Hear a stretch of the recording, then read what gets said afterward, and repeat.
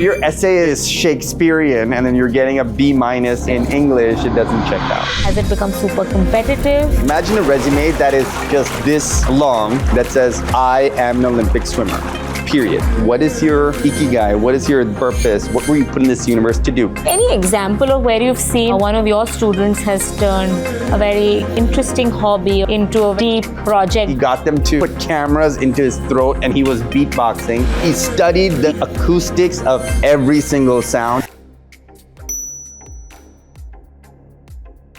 Welcome to the podcast Before the Bell. Today we have Rahul Subramaniam with us, the co-founder of Athena Education. Athena Education is an education consulting firm which helps students from across the world navigate their ways to the top universities. In fact, Athena this year has had a record year with the highest number of Stanford admits from India. In this podcast, we'll talk a lot about when's the right time to start, what's the right way to go about it, and how to make sense of this entire college application process. This is a thing also which I've seen with me is that we moved like about 7-8 cities growing up and used to carry this like big file of all certificates. When parents come to you, do they come with this like big file of certificates saying, "Bachche ne ye kiya hai, then this has happened and that has happened"? And I think the biggest myth is that this breadth matters, but I believe it's probably Absolutely not. I like to say, what is the best resume? Imagine a resume that is just this long that says, I am an Olympic swimmer, period. Right? Now, obviously, not everyone in the world will just be an Olympic, and can but be that. That isn't ideal. I think we assume the longer the resume, the better. Obviously, not the case. I ask students all the time, thought experiment. I say, I am a school captain in baseball, basketball, football, soccer, and Prachi ma'am is an Olympic swimmer. Who's cooler? And they're like, obviously Prachi ma'am. So similarly, that's just one spike, I guess. Exactly. Yeah, right. Spike. What is your point of excellence? Now, there are going to be future CEOs who are really good at academics, really good at athletics, and really good at art, right? Who are kind of generalists, and that's fine. But generally, I like to ask, what is your Ikigai? What is your dharma, karma, purpose? What were you put in this universe to do? And maybe you are a generalist, or maybe you love content creation. Maybe you love fintech. Maybe you love fashion design. So with the combination of, you have to look at psychometrics. I think those really help, provided that they're the right metrics. But you can't stop there. You have to look at assignments that the kids write. You have to ask the right questions. One thing we love to ask parents is, when do you see your child happiest, right? When they have no other obligations, they'll say, oh, my child is happiest when they're winning. But I say, forget about winning. What do they do intrinsically? And they'll say, oh, when they're reading about XYZ, Mughal history online, or they're making short films with their sibling. And that is a hint. Then how do you level up from there? How do you put some structure around that? So with our students, we really want to talk at that soul level. And so it also feels a lot more authentic when they're building that over the next few years. That's the combination of authenticity and strategy. There has to be that genuine root, but then you have to be very strategic about how you build that up. One thing I'm training the team to do now is I say, okay, a kid wants to be a filmmaker. Let's say, take 10 great filmmakers, Steven Spielberg, George Lucas, Francis Ford Coppola, whoever, a set of 10, some Indians as well. And then what were they doing when they were 15? Okay, and can we identify some patterns? Obviously, technology and everything has changed, but can you extrapolate what they would have been doing if they were 15-year-olds now? And do you think like a college admissions officer is also able to see that? And maybe it's not always connected, right? Which is maybe what a Steven Spielberg probably did when they were 15. Was it always, will you always see those sort of connections back into filmmaking or something which is very creative? An admissions officer may not make that connection, but you can assume that what grades did when they were in their teenage years probably was instrumental to their later success. And to got to that destination. And that's probably the most direct way. And sometimes that's unintuitive. I think if you want to go into business, shadowing a partner at EY may not be the best thing. If you want to learn business, being a waiter is the biggest thing, right? Like service a barista. Have customers yelling at you that why did you put oat milk and not cashew milk, right? And being like, oh, I'm so sorry. And having that real experience on the ground. This is something that I think we miss as Indians. I think this is a flaw in our culture. When I was growing up, a lot of my American friends were working during the summers as baristas, as waiters and waitresses. I asked my mom, can I do it? She was like, are you crazy? You're supposed to focus on studying. I actually don't hear any students here at least doing service sort of, entry-level jobs as their internships. Because we assume that if we're doing, that's not brain work. But you look at the Japanese use their hands all the time, right? They're very active as engineers. They're tinkering, they're building. And I think that contributes to their being so innovative in terms of product design and engineering. And again, not just for engineering, but for business. I think you hear about so many tycoons who at the age of 12 were going door to door selling newspapers. Selling stuff, right? Like that is invaluable experience. 90% of people just shutting the door on your face saying that I don't want. And that sort of resilience actually is very hard to find if you're sitting with someone who has all the access in the company. So, and at all places, you're a founder as well. You're selling to your customer, you're selling to your team. You're probably selling every day, all day. Yes. So I think that is a very that's a very important. You're helping your students basically ensure that they package and design their sort of story in such a way that they're able to be better salespeople. You're right. I mean, there are sales at every level. Number one, with the team selling them on the vision to come on board, and then number two with customers, obviously. But then in our line of work, how do you help students sell themselves to universities? But we've spoken a little bit about this of a little bit of the art and science of the application, which we'll come to. But a more fundamental question that I've been thinking about over the last few months is that the macro situation right now is interesting. There is a lot of talk about, hey, what will the job market look like when I actually graduate? And will I be able to stay in the US for too long or whichever other country, right? And in that sense, what is your view on, how worth is it going to the US? Are actually parents asking a lot of these questions? Is it really top of mind? And do you think a lot of this will change? My response is Britain stopped being relevant. Sorry, my British friends, after World War II. Right? I mean, it wasn't the global superpower. It wasn't the number one economic center. Right? But an Oxford or Cambridge degree is still very, very valuable. So I'm saying I get it. I get that there are going to be some massive geopolitical shifts. Will there be a resurgence in the US? Possibly. That's happened in the past. Will there be a gradual decline with the rise in the East? Possibly. I don't know. What I do know is that almost 100 years, 80 years after Britain's heyday, we still value Oxford and Cambridge. True. So similarly with a lot of these universities, the brand will continue to persist. Will continue to attract, regardless of what the job situation probably looks like. I'm saying the world is global. Okay, you can study at Penn, and then you don't have to stay in the US. You can move to Europe or Dubai or Singapore, come back to India. Exactly. People are doing amazing things. I learned about someone. They got a job in Amazon. The visa didn't work out. The company moved him to Luxembourg. Got out of the airport and said, "Oh my God, this is so gorgeous. Why did I want to be in New York?" Right. So I think to me, getting a job in New York or Silicon Valley would be good, but that's not the only epicenter of growth and excellence in the world today. I mean, look at emerging markets and so on. So I would encourage young people to think about where would they get the best education, both in terms of knowledge and skills, but also network and exposure. And then I think jobs and career opportunities kind of figure themselves out. That That's is the true. word. What to move to, say, the extracurriculars part of the prep and the application? How would you structure that? Like, if there is maybe a student who's very ambitious, and say maybe let's say that the student plays tennis, and is very excited about all things art and craft, and probably has like a small little business on the side, probably has an Instagram page, and is a good student also at one of the national curriculum schools, right?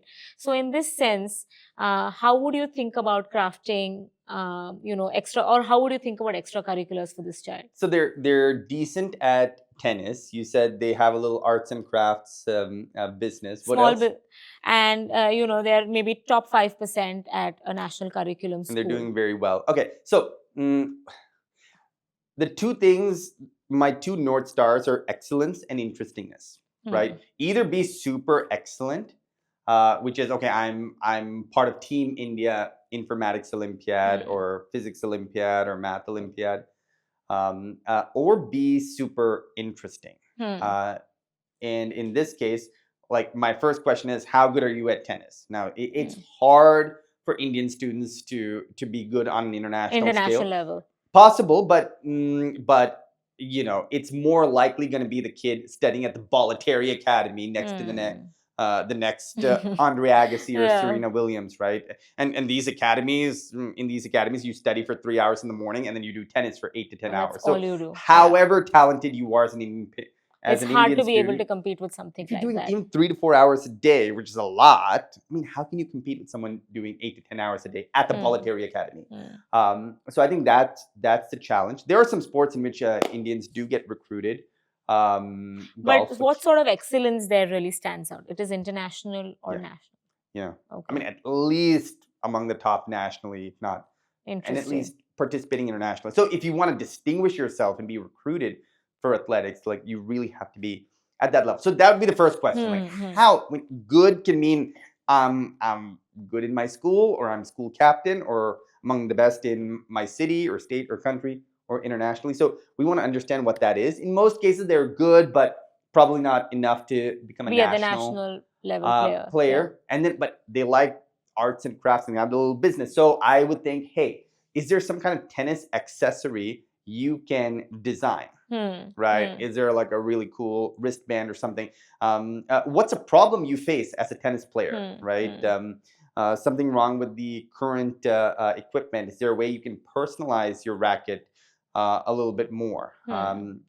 Or is there some kind of tech innovation? The same way people put little devices on their cricket bats to measure the bat speed and the impact and so on. And sort of make their performance better. Yeah. Sports analytics. So how are you using this in your other area in a way to be able to connect both your interest and sort of excellence? Exactly. Or if you love arts and crafts, you love fashion, can you design some kind of pickleball apparel? Actually, any example of where you've seen that, where one of your students has turned a very interesting hobby or a simple hobby, which they probably were doing on the side, into a very interesting, deep project that they ended up doing for 2-3 years? Yes. So many of them. I'll try to use one from previous year. I think the best projects begin with some quirk or hobby. So we had a physics student who just picked up beatboxing in over a summer, and he thought nothing of it. It was to be cool, but he got really good at it. So we said, look, there is so much science behind beatboxing, right? And there are dozens of sounds, many, many, many dozens of sounds, and it's amazing what can be produced by the vocal cords. So how exactly is that happening from a technical standpoint? He actually went to an ENT specialist. He got them to put cameras into his throat, and he was beatboxing. And studied. He studied the acoustics of every single sound. He put pictures of those up on his website. He explained the physics behind it. Wow. It was super interesting. So he was a very, very, very good physicist, physics student. Yeah. But this, I think, was something that was so interesting and so appealing, right? It has a stickiness factor. I'm sure the admissions officer at Princeton was reviewing so many applications of standard strong Indian male applicants, right? Yeah. And then you have like this entire Beatboxer, platform yeah. of analyzing the acoustics of beatboxing with camera footage. And how long did he sort of work on this? Over the span of a year, right? And I think, yeah, sometimes the best projects are multiple years as well. Yeah. There are students who are doing more entrepreneurial projects. I think that's the next step. Like, how can you?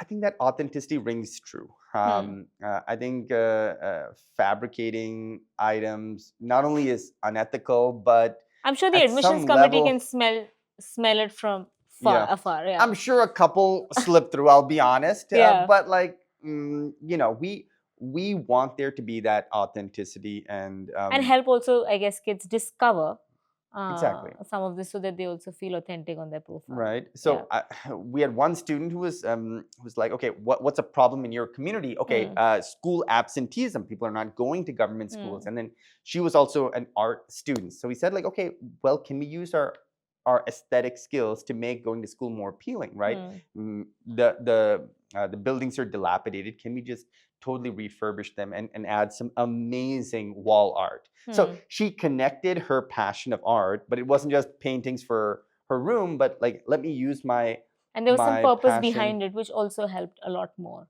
beyond just her own room. Exactly. So that was a multi-year project, and she learned different mediums and so on. And some of this process also, it takes a few years for you to first discover, I guess, right? Which is, what is something that you'd like to pursue later, or what is a college, that you'd like to go to, and so on. So it's a few years of either working with folks like you, maybe having a lot of conversations. So what really is the right time for anybody to start considering, how do they start working on what to do after 12th grade?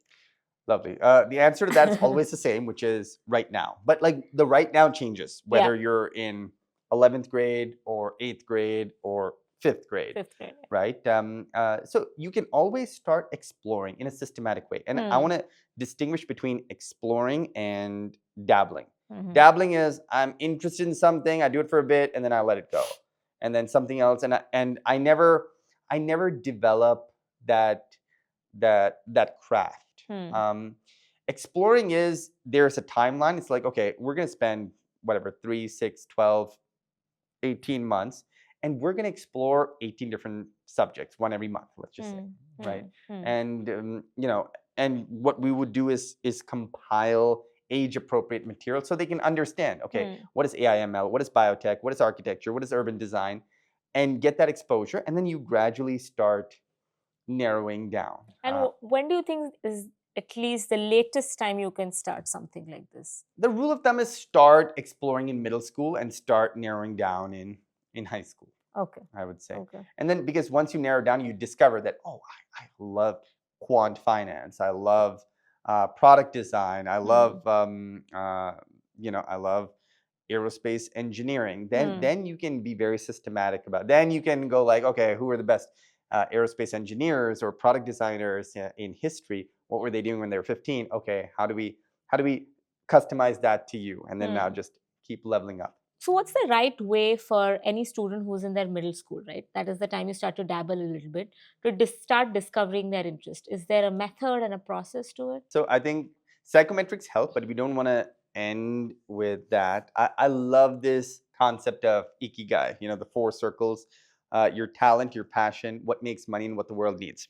And students are often concerned with their talents and passions, and parents are like, beta, what makes money? And this is how the world is evolving. So the beauty of Ikigai is it brings both students and parents together to the same table, speaking the same language. So in the case of art students who want to be painters, and parents are like, we don't want you to be a starving artist. Come on, do computer science. What we'll say is, look, Apple Vision just came out. The metaverse is going to get big. AR, VR, graphic design, UI, UX. So why don't you do painting, but do it digitally as opposed to on paper? Learn to use an iPad.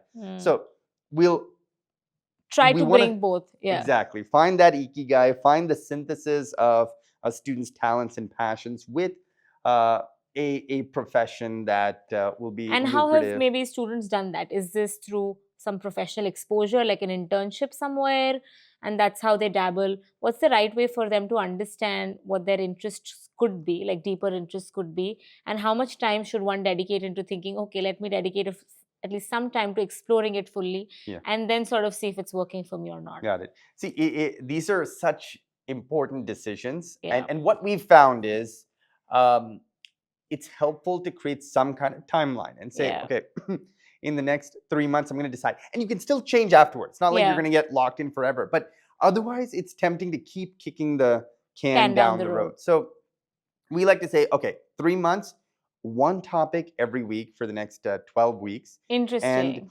we'll give you an assortment of materials, whether they're TED Talks or fun videos, Big Think, I like that, Khan Academy. Like, again, depending on are they fifth graders, are they eighth graders, or are they 11th graders?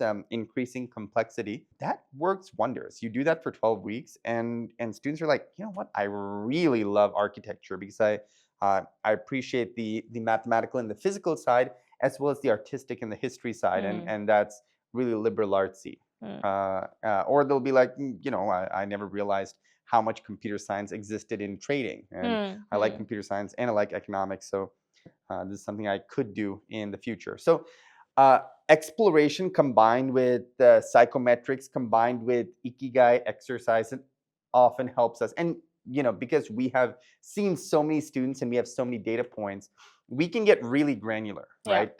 You know, I don't like to just say a kid wants to study physics. I mean, there's theoretical physics and quantum physics and mechanical engineering and electrical engineering and civil and environmental engineering and aerospace engineering, all flavors of physics. And the student who wants to build drones is very different from the student who wants to study string theory. So we have to get very granular. So maybe you start with, okay, a kid likes physics, but then what do you like about physics? Is it building stuff, or are they the theories? Do you like the mathematics? Is the concept of smashing atoms together and trying to identify the laws that govern our universe most interesting? So this is the process, and I think it's super exciting.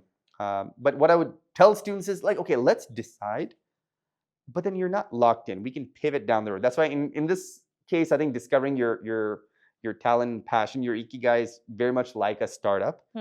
You, at any given point, you need to have clarity. You can't just be like, okay, we're going to build anything. I don't know what we're going to build. You're going to build this. And then, you know, 6 months later, you discover, hey, you know what? This is not quite working. We're going to tweak it. Okay. We're not going to focus on this, but that. We're going to integrate more tech or media. That's the process. And how often do students end up changing that? We're quite good at identifying. So like there might be a minor tweak. So there has to be, in a way, parents, you know, folks like Athena and the school and so on. All of these stakeholders should essentially end up surrounding the child a little bit with the right experiences and the information. So you end up also sort of getting to the right path to pursue. To help them make that decision. So if you were to say deep dive on, you know, 2 or 3 different types of students that you've worked with, maybe one who went to a great tech school, one who probably went to the best, I don't know, liberal arts school. Can we break down some of, you know, what the last 3-4 years looked like for them before they went to college? With tech students, I would say step number 1 is you need to gain the skills. So the best way to gain the skills is through clubs and competitions, right? Whether it's robotics or Formula 1 in schools, or there's space settlement design competitions. So these by themselves, because so many students do them, are often not a differentiating factor, but they give you some great skills. It's kind of like MUN, right? So many kids do MUN. It's not going to be a differentiating factor for elite universities, but if you want to improve your public speaking and your confidence, doing a few MUNs can help. So I would say build a solid foundation with robotics or Formula 1 in schools or space settlement design, something to that So essentially you also get the basics, the foundation, and you learn those skills. So that is layer 1.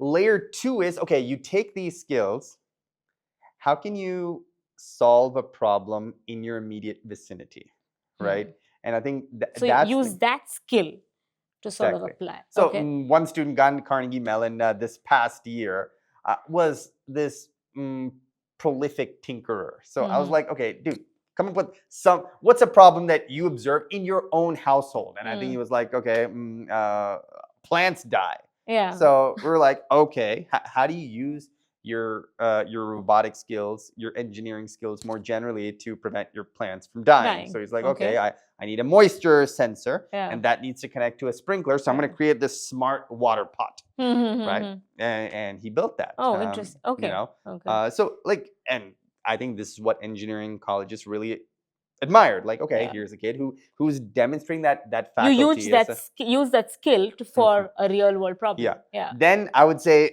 leveling up is, hey, is there something unique about this? Can I file some kind of design patent? Can I mass produce it? By mass produce, I don't mean like Facebook levels, you know, a billion. Can we make 100 units? Can we start selling it? Yeah. Right now you're cultivating your entrepreneurial skills as well. Now you're a prime candidate for Jerome Fisher Management and Technology a program at UPenn or something similar at Berkeley.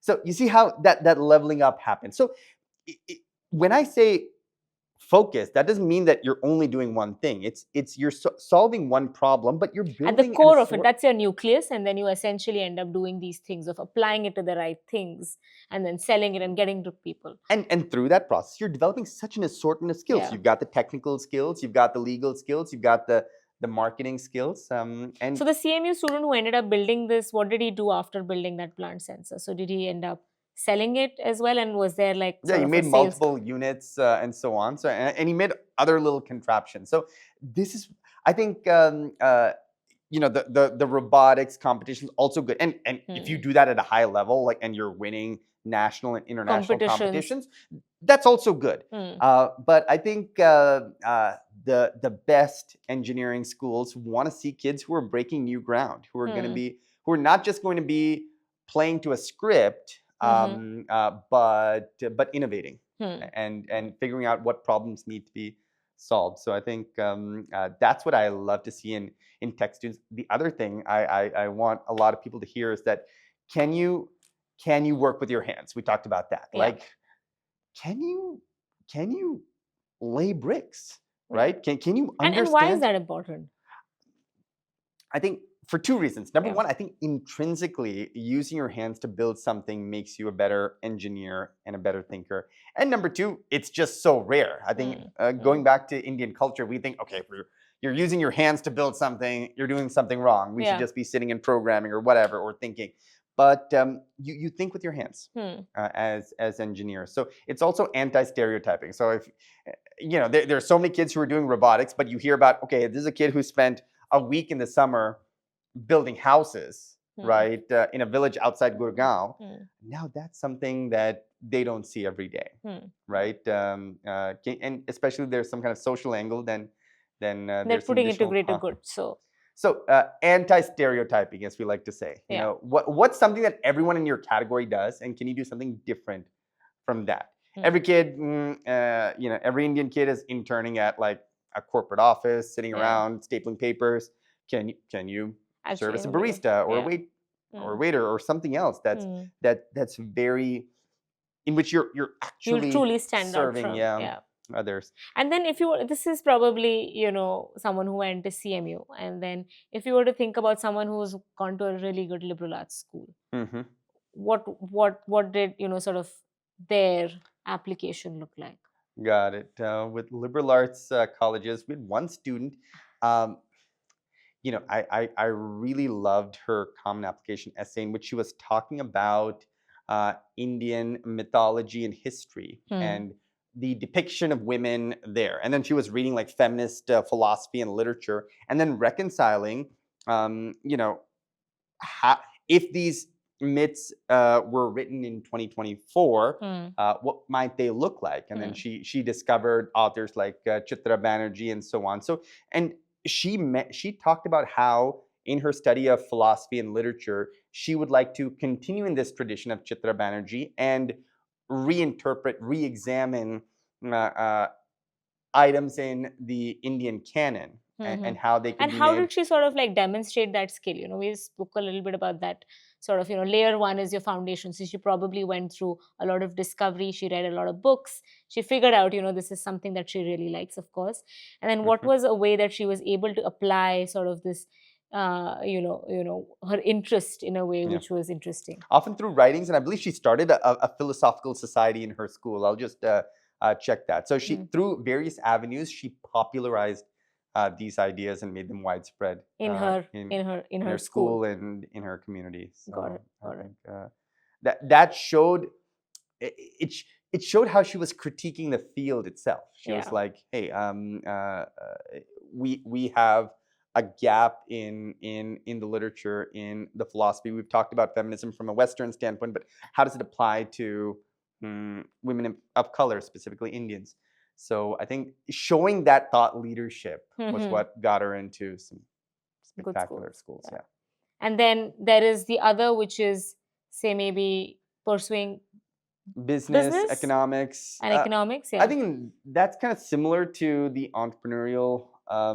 So again, we want to be very nuanced. Like business and economics, that could mean finance, that could mean economic policy, that could mean entrepreneurship.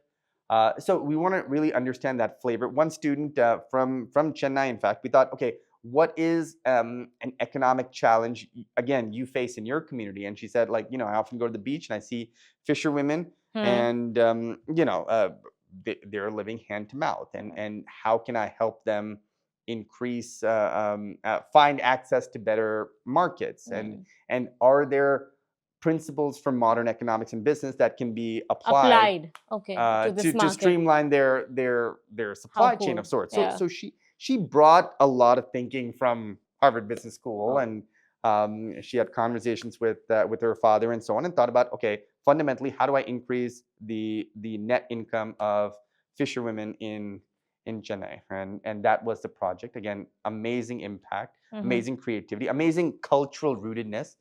And I think those are the diverse perspectives and experiences that a university wants to see. They want a diverse class, as we talked about. Yeah. And even within India, showing that, like, I really understand my roots in Chennai or Jaipur or Ranchi, and I'm bringing that regional flair to campus. Can be an asset. Understood. Now, if you were to think a little bit about, of course, we spoke about the interest in the student, and now if you were to move on to picking the right college. So, how every startup has a product market fit and there's a founder market fit. Is there a student college fit? And what are sort of the top 5 things that one must think about while shortlisting the colleges? Got it. So I think, of course, the university's brand prestige is something that people are going to look at. But beyond that, the strength of the academic program specifically that you're looking into. Okay. We call it pastoral care. Is there going to be someone looking out for you? And that's often correlated with smaller class sizes. So some people want a big environment, pardon me, where there's so many resources, but they're like, the onus is on you to seek out those resources and stay self-motivated. Smaller environments will be more intimate, so someone will constantly be checking in on you and saying, hey, what course are you taking, and are you good, and so on. So I think thinking about, do you thrive in a big, vibrant environment, or a smaller environment in which you have more personalized guidance? I think that's something to consider. Location, not so much, because again, interesting. Okay. If take a UIUC, right? Like the placements from UIUC, especially for engineering, are spectacular, even though it's not in Silicon Valley or New York. So if a school is great, great employers will come there. So I wouldn't put too much weight to the location, right? The equivalent in India is, maybe an IT Kharagpur, right? Phenomenal institution. So I personally think it's nice for your college experience to be a little away from the big city, because you're most likely going to be living in in a big city most of for your the life. rest of your life, right? Yes. Like, and I think, But if it's what if it's a east coast in the like if you have a student who's probably gone to Harvard and Stanford, what would you tell them? that's a tough one. I honestly tell them, like, you can't. A Yeah. lot of times I say you can't go wrong either way. Yeah. And I think in these situations, it's more important that the student owns the decision, right? So But it also is, there is also a culture to every school in a way, right? And is there a way for any student to be able to sort of understand what that is? Because maybe a Harvard or a Stanford probably has very different culture on the ground. And how does one student actually first know about it? yeah, so yeah, I think that was probably the fifth Yeah. the item I On would culture? say the especially the political culture Yeah. today, right? Like you would want to go to a campus where, look, there's going to be diversity, and Yeah. you should engage with diversity, but if you fundamentally feel that everyone around you possesses fundamentally different values from you, that can be difficult over 4 years. So I would talk about culture, political culture. Fun fact: I read that like an increasing number of divorces are caused by differences in political opinion. So I Wow. think America is becoming far more factionalized. Yeah. So that's something to consider, right? Like, whatever your views may be. Again, you're not going to get everyone who agrees with you on everything, nor Thinks should like you. Yeah. But at the same time, if you feel totally alienated and isolated, that's not healthy either. So Yeah. I would consider the Understood. cultural. Got it. And everyone sort of has all the top schools, the Ivy Leagues, and all the prestigious universities. Everyone knows by them by names. We'll be able to count them. Okay, these are top 10, 20, and so on.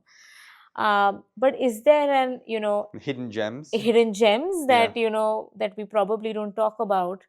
That is one, which is maybe some of the universities which are not talked about as much but have great programs. Number one. And are there also any new age universities or programs which you have seen a lot of merit in? Got it. Some of my hidden gems.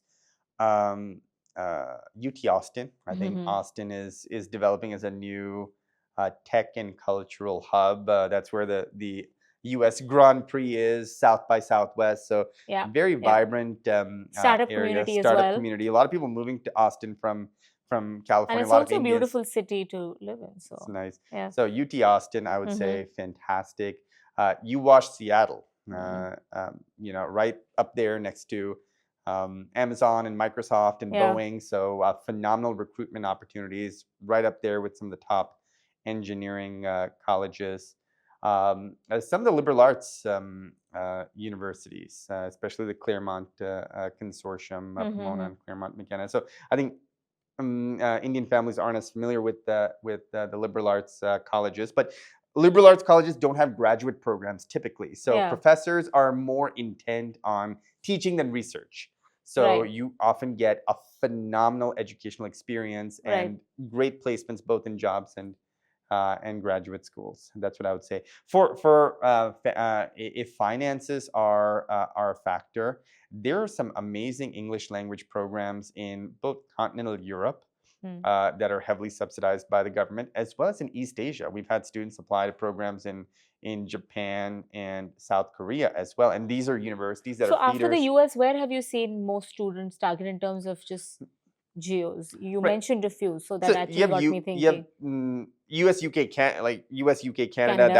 That's where 99% of Athena students apply. But Right. just for any listeners interested, the number of options are increasing. And again, if finances are a factor, there's a special program. I can link it later, but you can learn academic German over a year and a half, and then find placement in one of the technical universities In there. And Germany. again, these are the universities that are feeding into Interesting. Mercedes and BMW and Audi and German engineering firms, Right. which are excellent.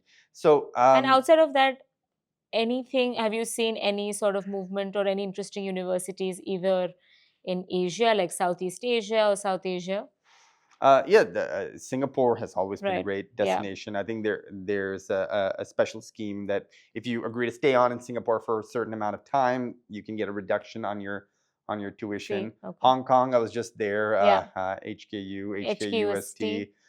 Hong Kong's beautiful, by the way. I mean, like, people talk about mountains versus beaches. Here's a city that has both mountains and beaches. And it is also a lot of, it has a lot of controlled chaos in some ways. It does remind me a little bit of New York.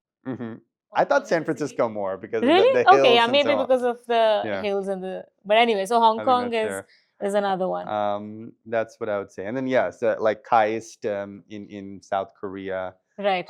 Nagoya, a couple of them there. So yeah, and I think that's going to continue to open up. Yeah, got it. And in terms of just thinking about universities, say in India, maybe do you end up working with students who Ashoka, Palaksha, and some others. So it's good to see that so many private universities. Emergence of new, so I think that needs to continue. I mean, demand is increasing a lot, and wonderful what Masters Union and others are doing. So I think that's going to be a 100-year sort of trend, journey, gradual, in itself, in building that. In this entire journey of doing applications, schools, academics, prep, etc. What do you think is the parents' role? The parents' role is to be non-executive board members, right? Like you need to be present, you need to advise, you need to give inputs, but let the student make their own decisions. And that may mean they're going down false paths, right? I know, and I'm the one saying this, that of course it's getting into an excellent university is an asset. It's something to aspire for, but there are students who drop out of college or even high school who start billion-dollar companies, and they're Ivy League graduates who go in and out of rehab. Right. So life is long. Life is a test match, as I like to say. So let students let them aspire. How hard is it for parents, do you think? Indian I parents think it's hard. That's why I'm appealing to them. Let students be the CEOs. And that may mean in the short run, maybe suboptimal outcomes, but they're exercising that decision-making capability and maturing very quickly. And I think in the long run that will be so much better for them if you let kids be the CEO of their lives. But of course, be very involved board member saying, hey, I think you should do X for Y reason, and let me tell you why. But it's your call. And I think having that relationship is very helpful. The helicopter parents, as opposed to the total absentee parents, are two ends of the spectrum. This is the golden mean. And do you think over the last few years, now that you started this 10, 12 years ago, what's been the trend like? Has it changed, or sort of it's been sort of similar, like how Indian parenting sort of works? Yeah, I mean, like we have a 5, 6, 7,000-year-old culture. Yeah. I don't think that's going to change in 10 years. So and somebody asked me this question, like, we have students across 26 different countries. Like, what are the differences? And I thought, and I was like, the similarities are greater than the differences, right? Like the Indian family in India versus in the Nigeria, US or Nigeria, or Germany. It's amazing how similar they are. Or maybe there's a sampling bias because these are the families coming to Athena. Probably. But still, I think this is a testament to how strong the Indian diaspora community is. And it's a pressure cooker sometimes, but I think we'll continue to do well. Yeah. And of course, a lot of college admission results came in, and I mean, Athena had an amazing year with congratulations. I think the highest number of Stanford admits probably this year. So congratulations on that. But the other side of it is also being able to handle rejections, right? And what do you think what would you recommend a parent and maybe a student to, how do they think about this? And it could be a heartening time and a very disheartening time. Absolutely. And these are the examples I would give. I would give, I think Bill Boeing dropped out of college or high school. And there's so many such examples of people who've done very well. So Again, there's so many innings in life. Yeah. There's undergrad, there's masters, there's potentially a PhD. They're your first And first there are so jobs, many, professional experiences in between, which you also know, end up shaping you and not just the right? place that Like you end up I mean, going on to. LinkedIn all the time, people write ex Google, ex McKinsey, and that is as strong a label Yeah. as many universities. And So sometimes the alumni networks of some of these places, in fact, as strong or stronger. exactly. Yeah. So whatever you're looking for, there are many ways to get that, and I Yeah. know some students feel like, oh my God, I didn't get into my dream university. I promise you, it'll be okay. Yeah. And whatever you want to do in life, those doors will never close. You've been now looking at it for a few years, working with students. If you had a wish to basically change a certain system of assessing students that today colleges use, and if you had to change something, what would that be? Oh, that's a good question. I honestly think American university, look, there's no perfect assessment, Yeah. but I think their holistic review is quite comprehensive. And I've seen examples of that, of students who may not be as strong academically, but really have a point of excellence, who are given that regard. What would I change? Actually, let me think a little bit about this. Also.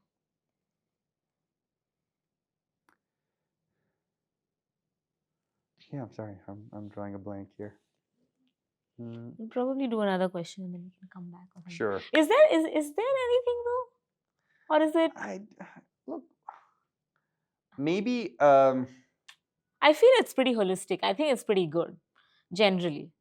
But maybe I a wonder, live. Here's what I would do. I Yeah. would do some kind of live written test, because then you're testing real ability, right? Imagine if boom, like I mean, that is you in a way can't- to be able to check, say, authenticity. yeah, You and know, I think yeah. then I think Athena results would be even better then. Yeah.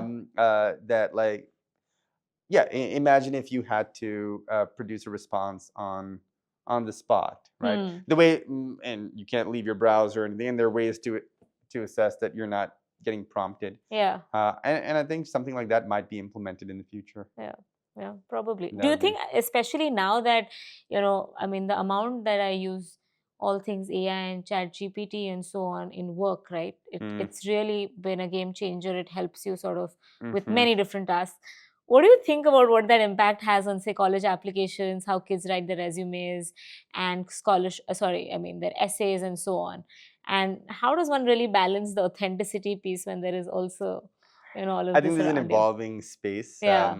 My co-founder actually went to Princeton, asked about this last year, to and the he said, AdCom. "Oh, their response was, no, we're confident we can tell." So I think universities would. It's in the interest of AI companies to create some kind of AI detection, not plagiarism, but AI detection tool, and I'm sure.